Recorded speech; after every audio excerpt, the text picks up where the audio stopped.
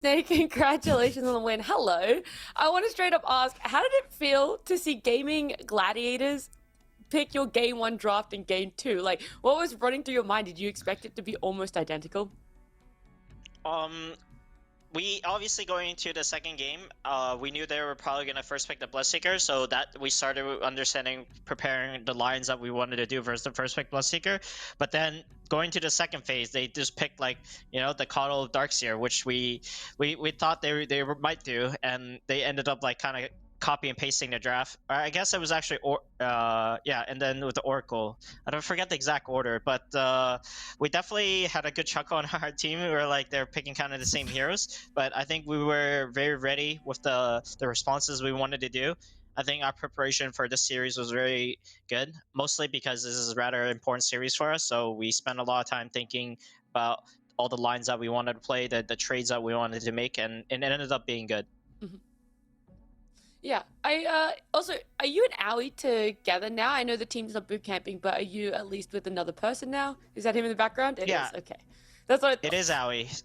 It is Owie. It's just us two at the boot camp. All the other players are playing from Yeah. home.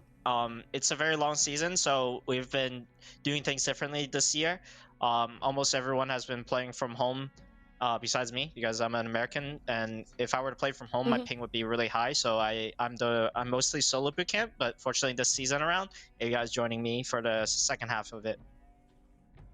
Oh, that's really nice. And are you guys doing anything, obviously outside of games, outside of Dota, or do you find that you're actually communicating more and coming up with more ideas and experimenting with this patch now that you are together in person?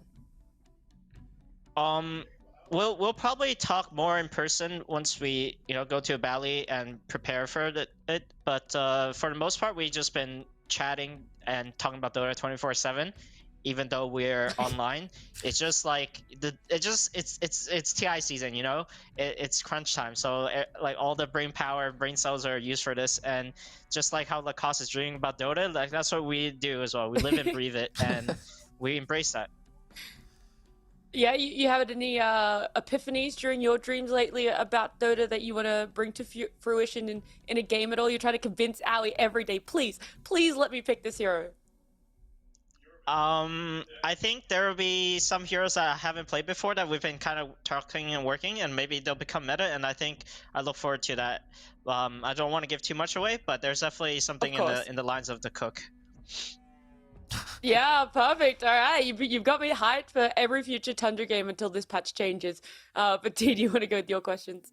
Yeah, sure. I mean, of course, you guys are crushing it so far. I just want to know, what's your opinion right now? What do you enjoy most about Dota in this current patch? Like from previous to now, like is it something that's changed? Where like, damn, I just love playing competitive because it's like this certain aspect or kind of feature. What I kind of love about this Dota in general is like how creative you can be and how many different ways you can play the game. It's almost endless. And because of the complexity of it, you of course have to be like thinking and understanding the game at a very deep level and kind of have to do it 24/7 because the meta is evolving as you're playing more and more games. And it just it sparks like the creativity inside of me to make me want to get better and understand the game more and just be the best. And on top of that, then I'm going to ask you about blood grenades. Do you think that they're warranted, like a slight nerf? Starting with that many early on, or do you think they're in a good place and we shouldn't nerf something just because we're having fun with them? I think Blood Grenade has definitely fundamentally changed how the laning phase is played, because the kills that couldn't really happen before can happen now because of this additional damage and slow.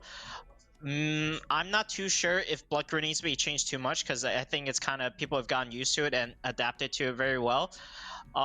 Maybe a slight nerf can be warranted, but I feel like it's only a laning phase item. If you were to nerf it, it might never be bought because people don't really buy it in the mid game, which people could, but it's not that useful in the mid game. Sure, fair. All right. Hey, Sney, my turn. I'll bombard you with some questions once more. Let's see. So this season for you guys has been very good. I'm talking about DPC season 3. What's the difference from the first and second one to this one? Like, what do you think makes it so different for you guys sometimes, where right now I feel like you could play any game and you'd win it? I mean, I think we definitely feel the mojo is coming back. I think partly is after our TI win.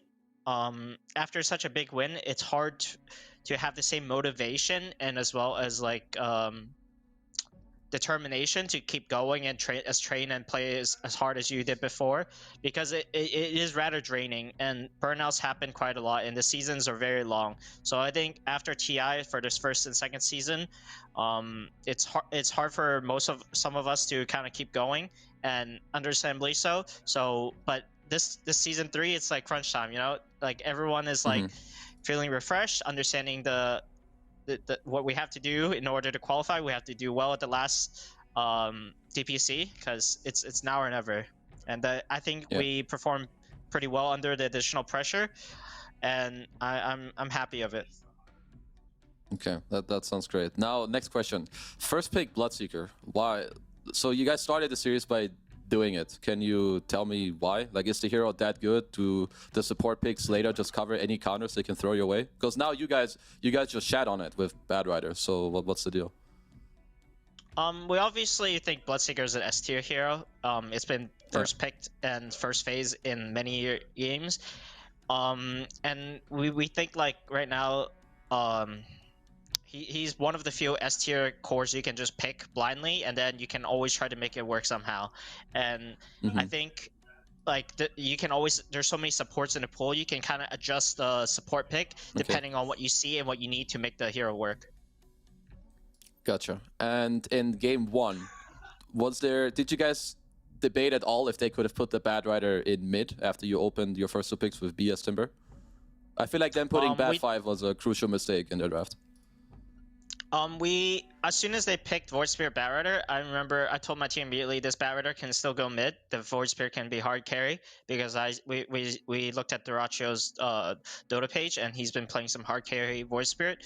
But the probability was not very high, because Void Spirit is the most played hero for Quinn on competitive and in pubs. So we kind of knew most likely it was going to be mid Void Spirit and Bat Rider 5, because no one else on their team has played Bat Rider that we know of. So we kind of, as soon as the heroes were picked, we kind of knew where they were going. Of course, we didn't have other certainty until we saw more heroes later on. Okay, that makes sense. Thanks for the answers. The only thing I need you to do for me is to tell Aoi he's a nerd, and that's it. Thank you. I'll definitely do that. All right. Hey, Well, Aoi.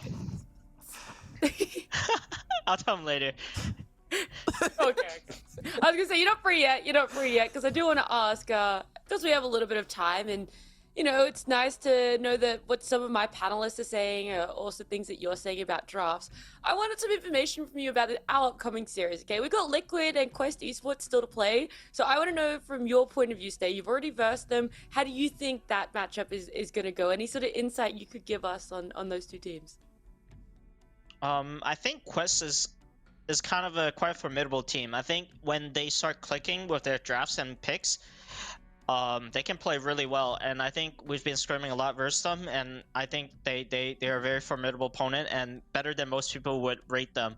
And as for Liquid, I think obviously them being qualified at TI, Blitz is taking a break. Like, they're not taking the season as serious as they need to, as they already kind of made it to TI. That's the end goal of these seasons anyways. So I think it would be a rather closer matchup than most people anticipate. And who would you say is like the standout player on either team, especially on Quest? You know, we want to know what's sort of happening in the back ends. Like when you scrim, like who do you actually think has been one of the biggest and most difficult players to really deal with on that team?